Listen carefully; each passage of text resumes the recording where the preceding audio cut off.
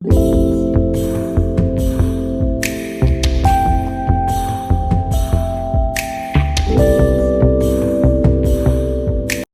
we begin, at the Mind Depot podcast, we would like to thank you for watching our episodes. If you can hit the subscribe button, it would help us greatly to produce more content in the future. Thank you. Welcome back to another episode of the Mind Depot podcast. Today's guest is going to be Clive Hanley, who is a martial artist.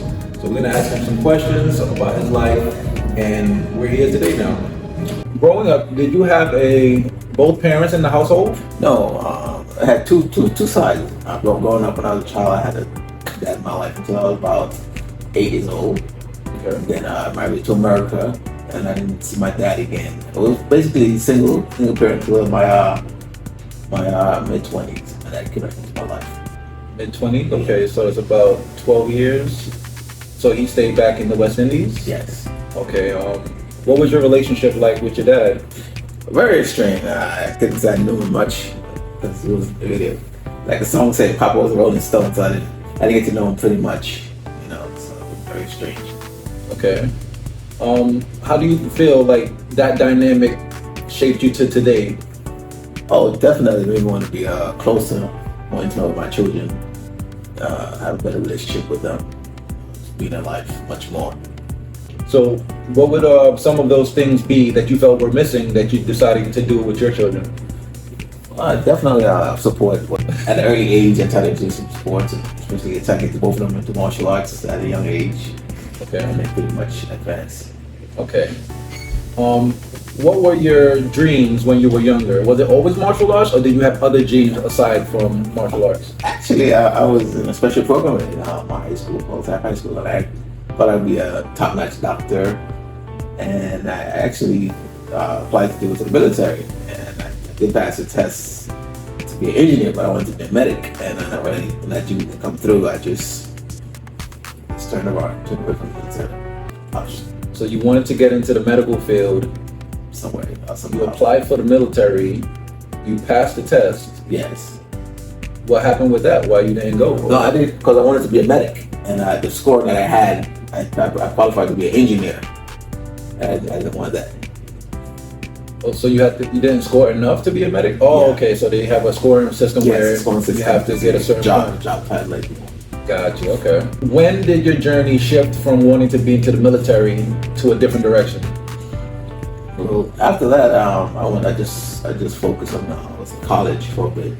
I did focus college, and I was lucky to work at the charter school teaching actual martial arts, and that's when I fell in love with teaching. In a sense. So you said you applied for the military when you were in high school. Mm-hmm. So you knew martial arts before that? Yes. So when did you get into martial arts? I got into martial arts when I was a freshman in high school. Seriously. Oh, so in freshman year, you got into martial arts. Was that something that you always aspired to do when you were younger? Oh, yes, definitely. Yeah. I have a funny story. I remember watching it. It was like as a child, every Sunday we had some night days of Kung Fu. And I was playing with a friend, and he actually kicked me in the eye, and my eye was swelled up so big. And I'm like, he was actually into martial arts. Oh, okay. Actual martial arts, structured martial arts, but I was just imitating the move, and I could do it pretty well, but I didn't have no formal training. And we had an accident when he kicked me in the eye, and when I went to high school, I saw the opportunity to actually have a structured teacher, so I just jumped on it. Okay, so the person came to the school to do a demonstration, and you wanted to join, or? No. It was just a friend that actually took martial arts, and I was somebody who could imitate really well, but to be an imitator, somebody who actually had formal training, and then an accident like that, it was. Oh, the friend? Yeah, the friend actually had formal training. Oh. And I was the imitating the move that I saw on the TV. Gotcha. Okay. So I knew one of your senseis, Ralphie. When did you meet Ralphie, or was Ralphie the one at the school? No, Ralphie. The story with Ralphie was, as I told you, I was a freshman in high school, and they had a club, and I was in the club for about a year training, and then most of the guys went to Ralphie because they were Spanish. Okay. And they invited me over one afternoon, and I'm like, "What are they doing?" And they actually were doing karate at the time. Okay. And it was in an old traditional dingy basement. I'm like, ooh, I don't know about this. This looked like some secret training stuff. Yeah. So I went there and I met Ralphie. And after that, the history was there. Okay. And what specific field of martial arts do you do or train in? Well, my art is very eclectic because when I met Ralphie, as I told you, I was really doing Hapkido and I already got about intermediate level in Hapkido. Okay. And when I met Ralphie, I just transitioned to karate. And my foundation was pretty strong, so all I had to do was make a little tweak in the styles. And then I went into, Ralphie would introduce different styles to us, like judo and taekwondo. So those styles would build my foundation to the style that I'm trying to create. Okay. So Hapkido, judo, karate, and what else? Taekwondo. So you said you learned Hapkido before, Ralphie? Yes. So Hapkido was what you learned in high school? Correct. Oh, okay. So I wasn't getting the correlation of when you started Hapkido. Yes. I thought That you was learned the first one I started with. Okay, so who was the sensei at the school? His name was Ray Ramirez. Ray Ramirez. He was Okay. a gym teacher. So the gym teacher, and did he know Ralphie or you found Ralphie on your own? Okay. So what style do you like the best? I'll say the style I like the best is actually Japanese Jiu-Jitsu because it's more practical and more realistic. I see that as I get older, certain things that my body is not allowing me to do anymore. Yeah. Like the high kicks, and I've been in different situation where I'm outside where the floor is slippery, where I can't kick. For me, somebody who know how to kick better than me, a punch won't work because they have that range. So Yeah. when it comes to Japanese Jiu-Jitsu, it's just accepting what comes to you and redirect it or basically break it. Gotcha. Okay. A few months ago, I stumbled upon a YouTube channel. This young lady named Michelle Kari. It's a great channel. She had a challenge where she was to learn, I believe, karate within 90 days. How do you feel about something like that? Do you think it's achievable for somebody to learn karate or any style in 90 days and it be sustainable? I mean, we go talk about the curriculum. I mean, when you want to obtain a black belt, it's just set curriculum. Like white belt, you must learn this. Yellow belt, you must learn. For each rank, you must learn a particular amount of information.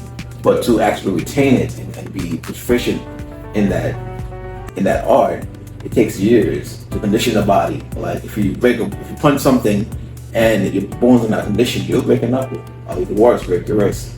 Yeah. So I don't see the video. Yeah.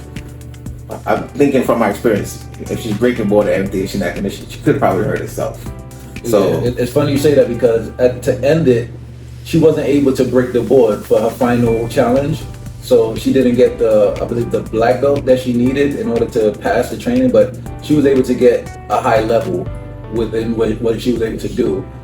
You said that you had a style that you've been developing over the years because you're what degree of a black belt now? I'm actually 6th degree in Taekwondo. And How long you been doing it? Well, about 30 years, I should say. 30 years, okay. 30 years. So I've been nurturing what I'm working on. Okay. What is the name of the style that you've been developing? It's called SWANFIST. SWANFIST. SWANFIST. Okay. And if somebody was to contact you today, if they see the number, I'm going to have the number at the bottom of the screen. If someone was to contact you, how would they enter into this style with you? Like, what would you first do with them to get them acclimated with the martial art style that you're teaching them? Oh, and it's funny thing how I got the name SWANFIST, because coming from Hapkido and then went to hard style and soft style. So SWANFIST is a combination of both, merge of the hard and soft style where it's learning how to yield and the motto is grace with always mercy. And from my experience, when somebody's attacking you or coming at you, they're coming at the last place where you're standing. And if you don't know how to be graceful and yield, you de-escalate a lot of situation. Yeah. So you're one to try, even though you're talented in what you do, you're trying to de-escalate by way of not getting engaged in whatever somebody's trying to bring to you. I often joke with my friends that my uncle, he's the most calm, soft-spoken person. If you see him walking down the street, you think he's like some little punk or something like that. I was like, but nobody wants to mess with that man. What would you say to somebody who said that you look like you're soft? Well, and that's the whole thing with just like I always tell my students is to imagine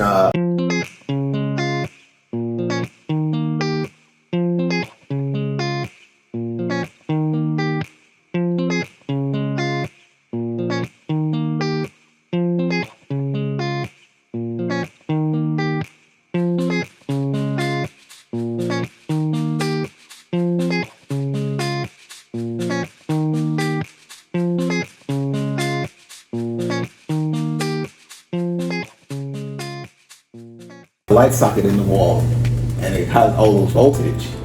Until you put your finger in that socket. I like that. do not put your finger in that socket. Until you put your finger in the socket, you don't know how dangerous it is. That's how I carry myself. Oh, that is beautifully put. I love it. Okay. No, that's awesome. Just a little story about me. Yes. Growing up, I've always been taller in all the classes I've been in and stuff like that. I've had bullies in my younger years and stuff like that. And you being my older uncle, but you're not that much older. I'm an only child, and my aunts and uncles that were younger, they were probably no more than 10 years older than me. So you were always like somebody I looked up to and stuff like that. So when I saw you get into martial arts, I didn't really understand it. But then when you started teaching things to me and stuff like that, it was able to develop a confidence in me that I didn't have before. And ever since you taught me those things that I know, people don't approach me or try to get at me and how I remember they used to. So it's kind of like, because I have that confidence, people stay away. So it's kind of like a quiet confidence, because you know you're able to handle yourself if the situation was to escalate. Exactly. So if ever again, I would probably use that light socket analogy, because it's like you don't want to mess with the bear that's in the bushes. Even if he's sleeping, if he wake up, it's gonna be a problem. Definitely. and even today, I was hitting my boy up because he's an entrepreneur as well, and we just bantered real quickly about because he looked at my other interview and he said, "Yo, why you always getting jumped?" I was like, "Yo, I've never been jumped, but one time." I was like, and that one time we was able to handle ourselves. Exactly. It was me and one guy against like 10 guys. We was able to handle ourselves. So, so that speaks volume to what you trained me to be confident in myself. And on that same note, with the situation you just stated, yeah. Once you're confident with yourself and what you're capable of, and now I focus more on the self-defense aspect, and I look at the big picture. You get into a fight or altercation, now you have to deal with the legal aspect, and folks' story changes, and most likely the guy that beats up say, "Oh, the situation switch. He becomes a victim and not you." So, depending on the damage that's being done against that person, you look like the bad guy. So that's why I was talking about the socket, And nowadays, everybody have a camera. So it's not worth it. There was actually a situation a few years back. MTA guy working in the train department, and 3 or 4 guys tried to attack him. Story goes, he broke arms and legs of 2 of the guys. One of the guys dashed off and got away and left his other guy there, and one of the guys died. So one of it was a fatal. So I think they tried to arrest him and give him time and stuff like that, but he was able to fight it because it was in self-defense. Have you ever dealt with a situation where people tried to jump you and you were able to handle yourself? Oh yes, quite a few times. Whereas the situation where when I almost got jumped, or I did get jumped, it's more of it just happened. It just happens, and you know what I'm talking about. And it's how you're able to react and deal with the situation, you know. And if you're getting jumped, the best thing you do is try to get out of there if you could, and fight your best fight, because you have the big disadvantage. Yeah. Okay. How many people was in your situation? Wow. My situation was about 12 guys. 12 guys. Yeah. Kid you not. And I had to do what I had to do best. Okay. No fatalities. No fatalities. Anything broken? No broken. It was just a couple black guys, maybe a tooth knocked out of here and there, and I was out of there. Oh, you got up out of there? I got up out of there. Hey, do the damage, defend yourself, and get out. You heard it from the champ. Are there any like stories of failures in your martial arts journey that you were able to overcome? Oh, definitely. The failure. It's fun things. The failures that it's in my martial art journey. There's one of my mentors, like, you know, nowadays to have a big karate school or whatever establishment, you have to go out there in the field, prove yourself, you know, go to these tournaments and get ranked nationally. And for me, just like King Solomon said, I just got bored. Let's say winning, and I got bored. I got sick and tired of it. Like, it's the same thing. There was no competitors, and when they saw my skill level, you can see the fight really come out of them or leave them. Yeah. And it was like I kind of bored of it until I got my first loss. And how long did that take till you got the first loss? That took about a good 5 years. 5 years. And it was. How did you overcome it? It was more of. Do I overcome that loss? I saw it as a win because my opponent wanted to win so bad that it was his tournament and his people's tournament, and they were willing to do whatever to save the reputation. And it was, you know, all the fans that was there saw the blatant cheating, and it was upsetting, but it humbled me in a sense where I learned a big lesson. When you go to a tournament or a competition, you also got to look at the big picture. You fight in the environment, you fight in the opponent, you fight in the referee, you fight in a lot of variables, and against your training and your confidence. And if you have an inkling of that doubt, it can lead to a loss. So when you go there, you have to have complete confidence of your training and everything that you put your mind to about winning. Okay.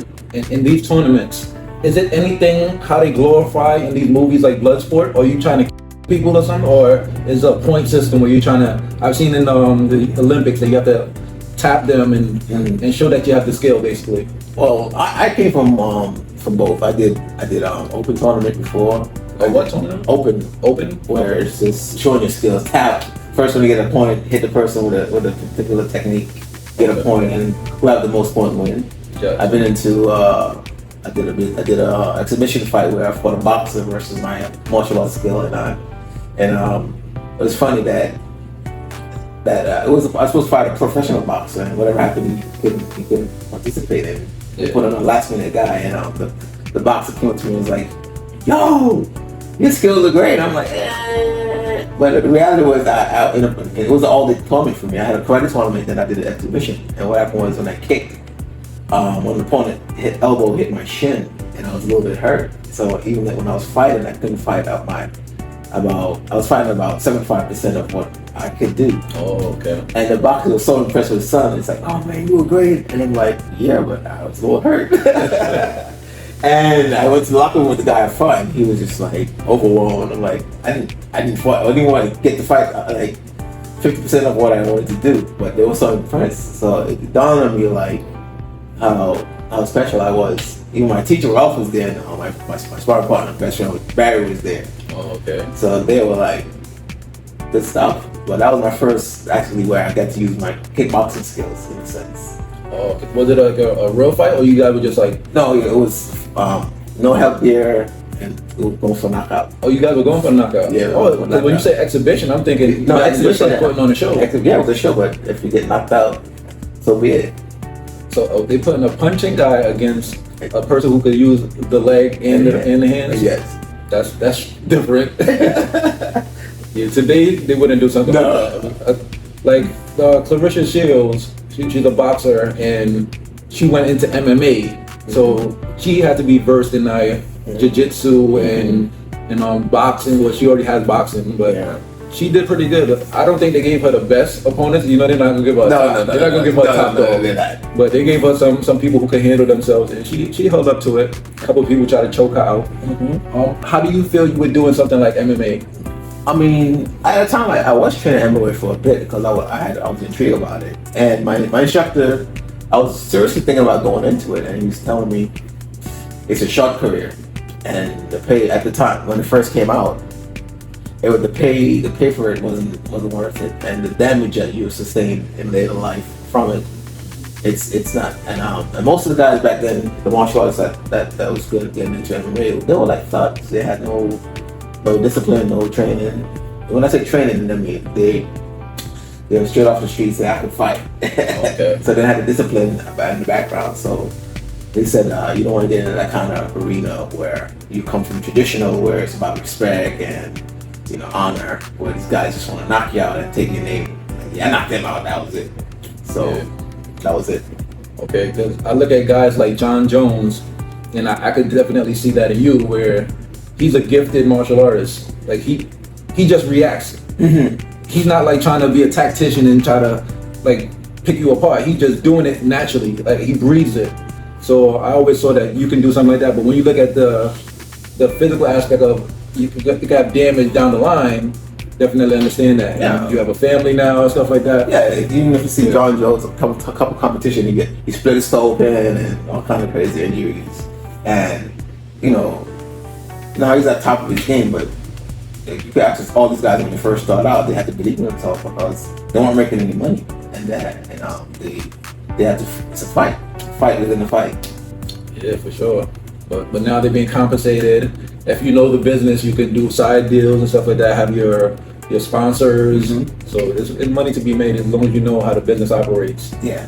Is there anything like new in the field that you're constantly like trying to learn, or? Oh, and it's funny that you ask that. It's really nothing new per se. It's just things that's been neglected because of the new fad. If everybody wanted to get into PBJ. Get into what? Brazilian Jiu-Jitsu, PBJ. Oh, that's and for me, I've been in the art for a long time, and I see it as a fad. At the time, it was a capoeira. Everybody liked the acrobatics, the dancing movement, and then now it's Brazilian Jiu-Jitsu. I don't knock any art because it's each zone, but when you call each art the best, it kind of put a damper on other arts because every art has what we call sticking points or drawbacks. Okay. And from my background, to have an art that's eclectic, and I just say just like Jamaine, teacher. I ask all my students when I train them, I'm teaching you how to survive. I don't really care about points right now. I'm teaching you the mindset how to handle a situation. Yeah. If you avoid a situation at all costs, or you just want a major fight. Yeah. And if you get into it, it's about doing what you got to do and going to your family. That's my motto for SWANFIST. Do what you gotta do and get home to your family. Oh, that's wise, very wise. Is there any like misconceptions about martial arts in general? Oh, definitely. I have plenty of misconceptions, and it comes with culture. Like some people believe. I remember when I first started teaching, there was a family I was teaching, and they're actually from the faith of Jehovah's Witness, and they were like, "Oh, we can't practice self-defense on martial arts because we don't believe in bowing." And I had to really explain to them that the bowing is just thing. It's in that culture. They don't really handshake or touch it. Bow is showing respect, courtesy to the instructor and his training and his lineage of training, and you pay homage to his knowledge. So when you bow to him, you're not really bowing down saying you're a great king. You're just paying respect to his teaching, and it's come from that culture. So I had to really explain that, and then I found a way of how to talk to the parents to get them For me, I don't really bound either because my teacher was laid back saying, I'm not Asian, so you bowing to me doesn't mean nothing to me, or bowing not to me. So me personally, I don't have my students bow to me. A simple palm or handshake is good enough for me. Okay. What ways can a person that's viewing this podcast right now contact you to be able to set up an appointment or interview or something? Oh, definitely. I do small groups. I work out in the park. I do boot camp, and definitely I do personal lessons. Okay, and is there like a email or a phone number? Yeah, phone number. And that's 347-717-6915. Okay, so if you guys want a great instructor, this is the guy. I could vouch for him. Got me out of a couple of jams. And also with going back to SWANFIST, it's like I said, it's an eclectic style where we focus on kick, punch, throws, locks, and basically teaching you the art of fighting without fighting, because knowledge is power. Absolutely. You're not always going to be the biggest person in the room, body-wise, or you're not going to be the quickest person in the room. No. So using your brain is always the best way to go. That's right. Yeah. So we have a thing where we have our guests ask a question to the following guests. What would your question be for somebody? Oh, good. That's a good one. My thing is, my question would be is how would you apply all your setbacks in your life to make you a better person today? How would you apply all your setbacks to become a better person today? Yeah. Okay. That's a different. So how would you apply? Okay, all those setbacks in your life, looking back at them and seeing how they have applied and affected you, how would you use them today to make you a better person? Okay. If you were to go back in time to when you were 20, what would you have told yourself to improve from that time? If I was back in 20, definitely it would be a lot of things, such as focusing on setting my goals and following through with them. Like basically with my hobbies, looking at how your perfect example, how you said martial arts gave you confidence, and I see a lot of children today have fixated on the gadgets and the confidence in reality, since they don't have the engagement with other people. It's really low, and I think doing self-defense, martial arts, or some kind of extracurricular activity help them to socialize and interact with people. And I think this is one way that can help Sean. Okay. Is there anything that you want to say to the people that could probably get them into the field if they're hesitant about getting into the field? Oh, definitely. I mean, it's never too old to start, and it's to be humble and take little steps to see how your mind and body could be transformed. And then some people even take it to the spiritual level, whereas it transpired you to be more centered in life. Okay. Well, was there any time where you felt martial arts helped you get through a situation other than physical? Oh, definitely. Being total transparent, from my life with mental health and all of that sort.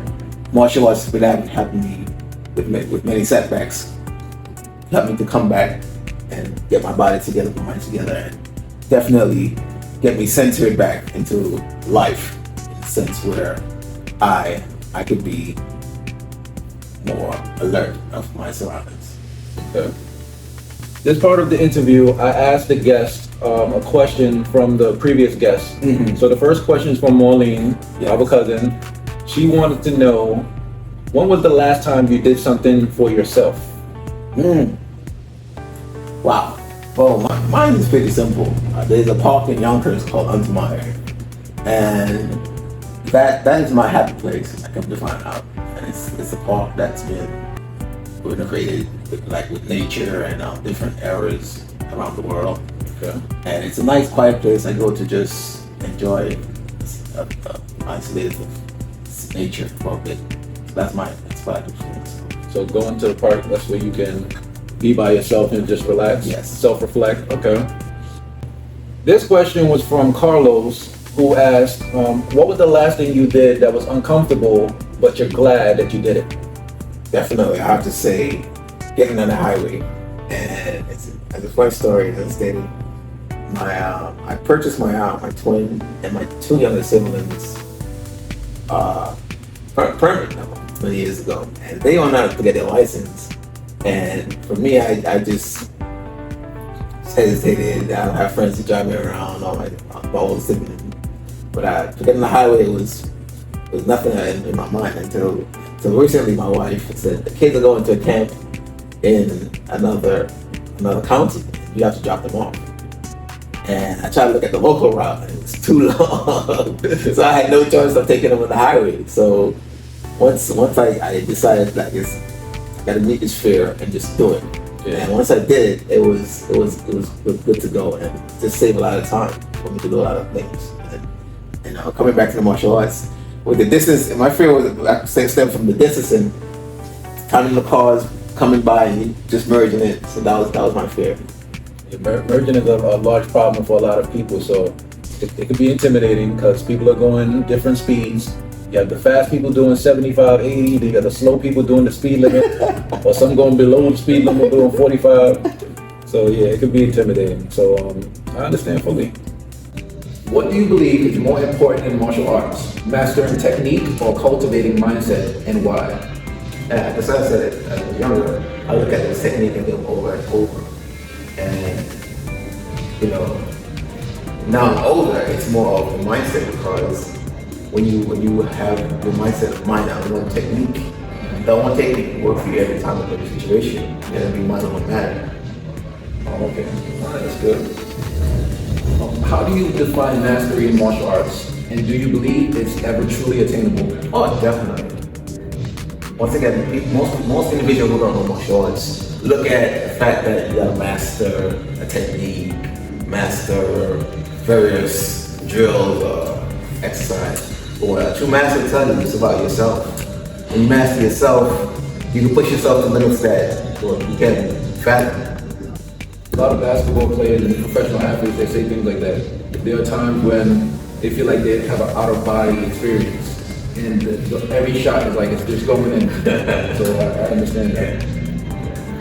If you could pass on one lesson, not a technique, but a life principle from your martial arts journey to the next generation, what would it be and why? Oh, definitely don't hold yourself short. I remember the first time I was a tournament. After about 10 years of winning, quite a few years, one trophy was brought home. It was more of, I didn't really lose. It was the fact that I did everything I had to. And the circumstances, I was robbed or cheated. And it wasn't me, I wasn't bitter or anything. It was a learning experience, so I didn't take it as a loss. I take it as a learning experience to better myself. So what my experience with that would be everything in life, lose or loss or win, you see it as a game. Better yourself. Nice. All right, and the last thing before I end this interview, I have a gift. Clive, he started his own martial arts company, and it's called SWANFIST. Yes. So I have his logo right here on the shirt, and I made this just for him. SWANFIST Self-Defense. And I'd like to give this to you. That's it for our time. Thank you for coming by.